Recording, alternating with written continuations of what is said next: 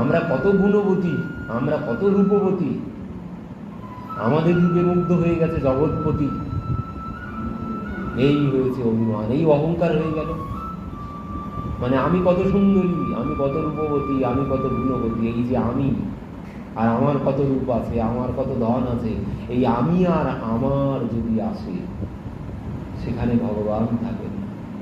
Job मैं था तब हरि नहीं, जब हरि है तब मैं नहीं। যখন এই আমি আমার থাকবে তখন ভগবান থাকবেন না। যখন তুমি তোমার, প্রভু সব তুমি আর সব তোমার, তখনই তিনি কৃপা করবেন।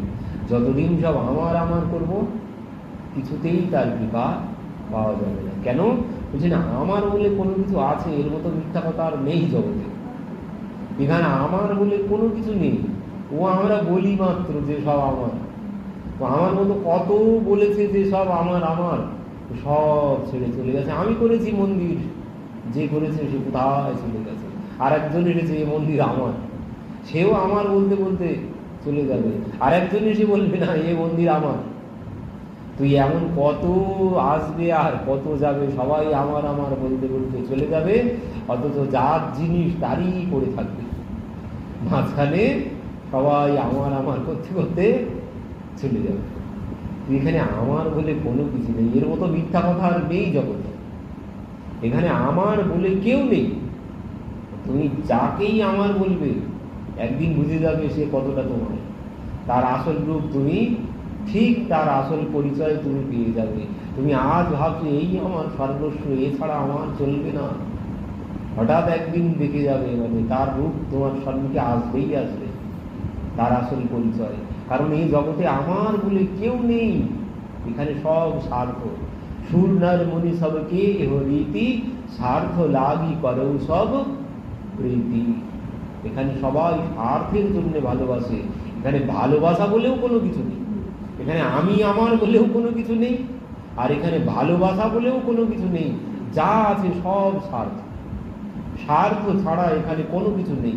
আজ সবার জন্য করছেন, করুন, সবাই ভালো বলছে, কিন্তু যেদিন একটুখানি মানে 1000টা ভালো করলেন, 1000টা ভালো করলেন, একটা খারাপ করে দিন, সঙ্গে সঙ্গে সঙ্গে সঙ্গে সবাই আর তোমাকে মনে রাখবে না, আর কেউ মনে রাখবে না।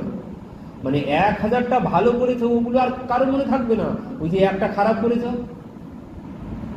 এতেই এতেই সবাই তোমাকে ভুলে যাবে, তোমার ভালো আর কেউ মনে রাখবে না। তুই এই জগতে কেউ কারো না। ও যতই আমার আমার মনে হচ্ছে তুমি আমার সর্বস্ব, তোমাকে ছাড়া আমি বাঁচবো না, ও কিছুদিন পরেই দেখা হবে, মানে বুঝতে পারবে যে এই তোমার সব থেকে বড় শত্রু, এই তোমার সব থেকে বড় শত্রু। আর তুমি যাকে বলছো এই আমার সর্বস্ব, এই আমার জীবন, এই আমার প্রাণ, এই আমার সর্বস্ব, কিছুদিন পরে হবে এর জন্য আমি এত কিছু করেছি, তুমি নিজেই বলবে। আজ তুমি বলছো তুমি ছাড়া আমি বাঁচবো না, সেই তুমি আমার কিছুদিন পরে বলবে এর জন্য আমি এত কেটে মরলাম আজ। এটাই হবে জগতে, আর এটাই নিয়ম জগতে, এটাই জগতের ধারা, এই ধারাতেই সব চলছে। এখানে আমার বলে কেউ নেই। ওই এসেছি যেমন একা, যেতে হবেও একা। তবে একা আসেনি, মানে একা এসেছি, খালি হাতে আসেনি। এসেছি নিজের কর্মফল বলি, খালি হাতে এসেছি আর খালি হাতে যেতে হবে না, খালি হাতে কেউ আসেনি আর খালি হাতে কেউ যাবেও না। যা কর্ম করেছিলাম প্রারব্ধ যা বাকি আছে সেটা নিয়ে এসেছি, আর এখানে যা করব সেটা নিয়েই যাব সাথে, খালি হাতে কেউ যাব না। এসেছি একা, মানে সাথে কাউকে নিয়ে আসেনি, আবার যাওয়ার সময়ও কেউ আমার সাথে যাবে না, একাই যেতে হবে। খেলার সাথী গো যারা, সাথে যে যাবে না তারা একলাই চলে যেতে হবে।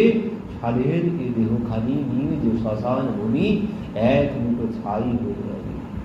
যতই আমার আমার বলি না কেন, কেউ আমার সাথে যাবে না। ধনানি ভূমৌ বসবস্ত গোষ্ঠে, ভার্যা গৃহদ্বারি অন শ্মশানে, দেহচিতায়ম কর্মম সদংশতি। যে ধনানি ভূমৌ বসবস্ত গোষ্ঠে, ও ধন দৌলত বাড়ি গাড়ি যা আছে সব এখানে পড়ে থাকে, কোনো কিছু এখান থেকে নিয়ে যেতে পারবে না। আর পত্নী, সে তো ওই ঘরের চৌকাট পার হবে না, আর আত্মীয় স্বজন আর যারা আছে তারা ওই শ্মশান পর্যন্তই যাবে, তারপরে আর কেউ যাবে না। তারপর বলছেন এই শরীরটার প্রতি যে এত মোহ, এই শরীরটাও কত দূর, বলছেন এও যাবে না, এ ওই চিতা পর্যন্তই যাবে, তারপরে এ আর যাবে না। তারপর কে যাবে? বলছেন তারপর যত কর্ম করেছ সেই কর্মের লিস্ট চলে যাবে। তো এখানে কেউ কারো নয়। এই জন্যে বলছেন যে এখানে কেউ ধনবান, বলবান, জ্ঞানবান কেউ নেই, সবাই দাস, সবাই আমরা তার দাস। তো নিজের স্বরূপ আগে বুঝতে হবে। ফালতু মিথ্যা অহংকার করে কোনো লাভ নেই। নিজের স্বরূপটাকে আগে জানতে হবে। তুমি যতই 5 তলা ফ্ল্যাটের উপরে থাকো না কেন, তোমাকেও নিচে নামিয়ে দেবে সবাই, কেউ রাখবে না, কেউ বলবে না যে আর কিছুক্ষণ থাক বাবা, কেউ বলবে না। তো এই জন্য মিথ্যা অহংকার করে কোনো লাভ নেই। ও যাকে নিয়ে তুমি বেশি অহংকার করছো সেই তোমার মুখে আগুন জ্বালিয়ে দেবে। তো এখানে ফালতু মিথ্যা অহংকার করে কোনো কিছু নেই। এখানে আমার বলেও কোনো কিছু নেই, আমি বলেও কোনো কিছু নেই, কোনো কিছু এখানে আমার বলে নেই। তো এই জন্যে তো বলছেন এখানে মহারাজ সমস্ত কিছু পরিত্যাগ করে আজ নিজের দেশটাকেও তিনি পরিত্যাগ করে প্রভুর চরণে পড়েছেন।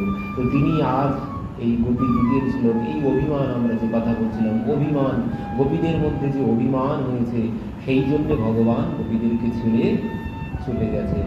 আর এক গোপীর মধ্যে হয়েছে মান, প্রিয়াজির মধ্যে হয়েছে মান, আর সমস্ত গোপীদের মধ্যে হয়েছে অভিমান।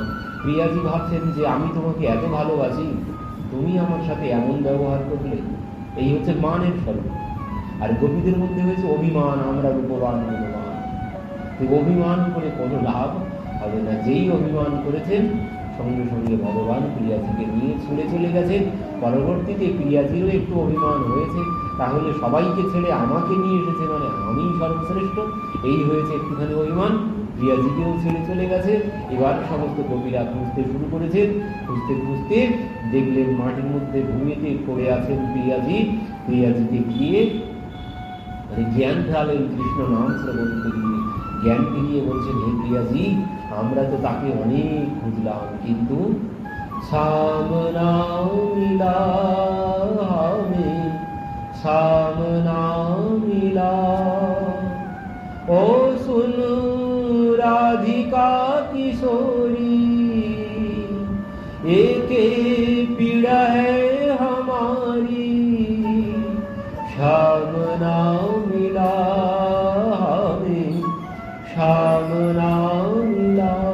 বলছেন আমরা তো তাকে অনেক খুঁজলাম, তাকে কোথাও আমরা খুঁজে পেলাম না। প্রিয়াজি বলছেন, ওরে তাকে খুঁজে কিছুতেই পাওয়া যাবে না।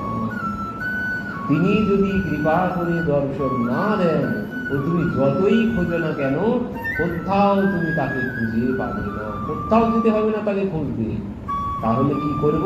বলছেন ওই চল, যা তাকে যেখানে হারিয়েছি সেখানে গিয়েই তার নাম ধরে ডাকতে থাকবো।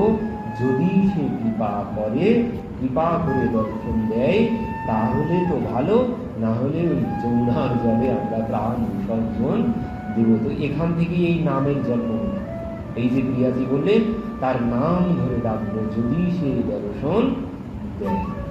এই নামের এখান থেকেই নাম ধরে ডাকলে তাকে পাওয়া যাবে।